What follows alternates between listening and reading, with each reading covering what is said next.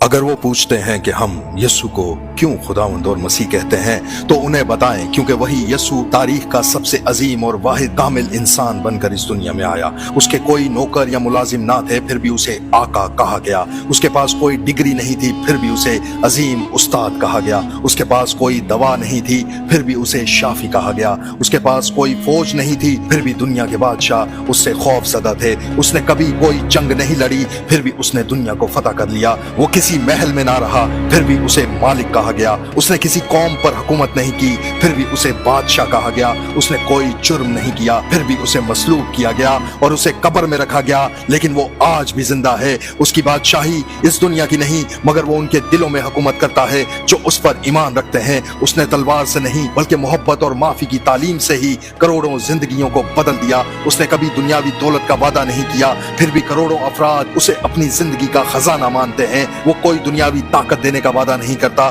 پھر بھی اس کے نام میں بے بس افراد قوت پاتے ہیں۔ اس نے کوئی کتاب نہیں لکھی پھر بھی آج اس کا پیغام بے شمار صفحات میں رقم ہے۔ اس کی کمزوری میں ہمیں قوت ملتی ہے، اس کے دکھوں میں ہماری راحت ہے۔ اس کے مار کھانے سے ہم نے شفا پائی۔ وہ گرا تاکہ ہمیں اٹھا سکے، وہ مرا تاکہ ہم ہمیشہ کی زندگی پا سکیں۔ اور وہی یسوع جو آج بھی ہر انسان کو اپنی محبت کے وسیلہ سے دی گئی نجات اور نجات کے وسیلہ سے حاصل ہونے والی زندگی میں شامل ہونے کی دعوت دیتا ہے، ہم اسے خداوند بھی کہتے ہیں اور مسیح بھی۔ سب کہیں آمین۔